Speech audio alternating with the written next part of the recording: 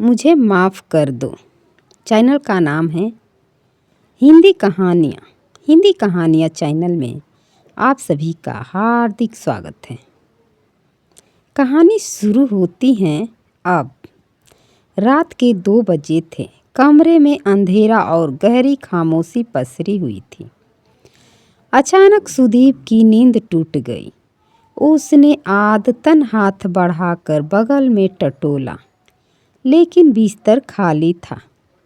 सुदीप का दिल जोर जोर से धड़कने लगा। इस वक्त वो कहाँ गई होगी? उसके मन में अजीब सी घबराहट भर गई। वह उठा और कमरे की लाइट जलाई। टेबल पर एक कागज रखा था। कांपते हाथों से उसने उसे उठाया। उस पर लिखा था, मुझे माफ़ कर दो। सुदीप की आंख भर आई। उसने पिछली बातें याद आने लगी। कैसे वह छोटी छोटी बातों पर नेहा को डांट देता था, कैसे उसकी भावनाओं को नज़रअंदाज करता था। नेहा हमेशा कहती थी, बस मुझे थोड़ा सा समय और प्यार चाहिए। लेकिन सुदीप काम, गुस्सा और अहंकार में इतना उलझ गया कि उसने उसकी खामोशी को कभी समझने की कोशिश ही नहीं की। पत्र में आगे लिखा था, मैंने बहुत कोशिश की, पर हर दिन खुद को अकेला महसूस किया। अगर मेरी कमी से तुम्हें सुकून मिले तो यही मेरी आखिरी कोशिश है। सुदीप की आंखों से आंसू बहने लगे। वह भागते हुए घर से बाहर निकला। नेहा को हर जगह ढूंढा। कई घंटों बाद वह मंदिर में मिली, आंखें सूजी हुई, चेहरा थका हुआ। सुदीप उसके सामने घुटनों पर बैठ गया। मुझे माफ़ कर दो नेहा, मैंने तुम्हें समझा नहीं, पर अब तुम्हारे बिना जी नहीं सकता। नेहा की आंखों से भी आंसू बह निकले। उसने धीरे से कहा, माफ़ी शब्दों से नहीं, बदलाव से मिलती है। सुदीप ने उसका हाथ थाम लिया। उस रात दोनों ने तय किया, अब रिश्ते में अहम नहीं, एहसास होगा। सुबह की हल्की धूप कमरे में झांक रही थी। सुदीप की नींद खुली तो उसने सबसे पहले उसकी नज़र नेहा पर पड़ी। नेहा चुपचाप खिड़की के पास खड़ी थी। सुदीप ने डरते डरते कहा, गुड मॉर्निंग। नेहा ने पलटकर देखा। एक पल को गुस्सा, फिर हल्की सी मुस्कान। अब गुड मॉर्निंग याद आ गई। नेहा ने चुटकी ली। सुदीप ने सिर खुजलाते हुए कहा, कल रात के बाद तो हर सुबह तुम्हारे नाम की होनी चाहिए। नेहा हंस पड़ी। देखो, बातों से नहीं, काम से साबित करना होगा। एक दिन नेहा ने मजाक में कहा, लगता है तुम किसी योगी के आश्रम से लौटे हो। सुदीप बोला, हाँ, वहाँ सिखाया गया पत्नी नाराज हो तो मोक्ष नहीं मिलता। दोनों जोर जोर से हंस पड़े। एक शाम नेहा ने फिर वही पुरानी चिट्ठी, मुझे माफ़ कर दो, सुदीप के तकिए के नीचे रख दी। रात को सुदीप ने देखा तो घबरा गया। नेहा ये क्या है?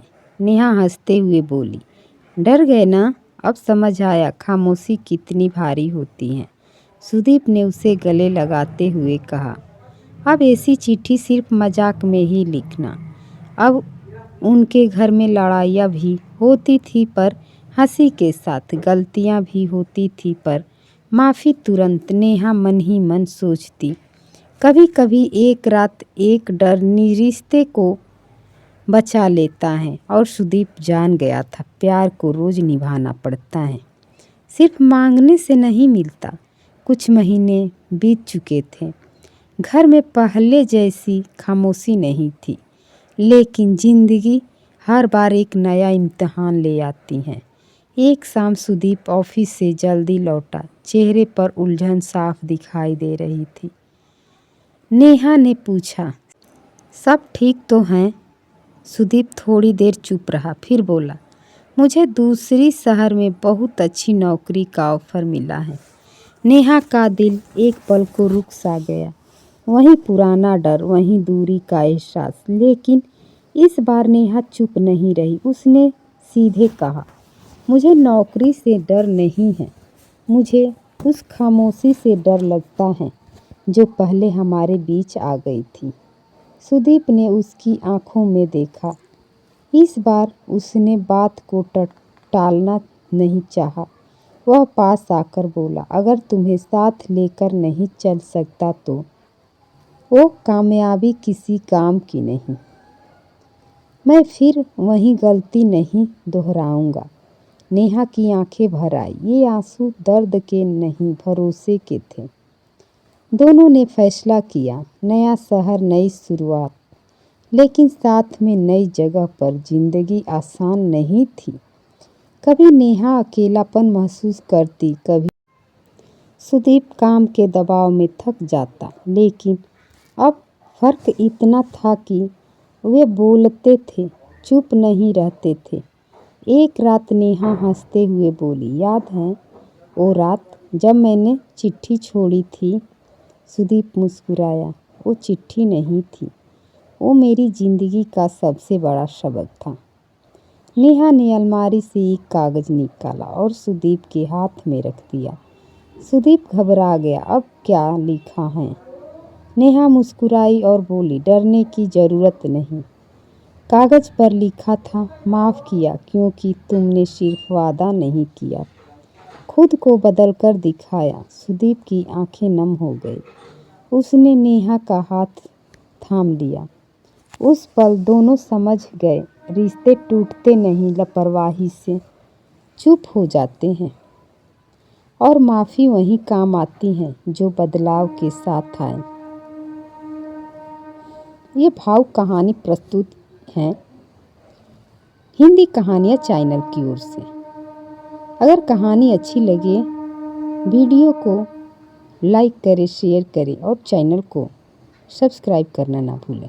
धन्यवाद दोस्तों, थैंक यू। अपना ख्याल रखना।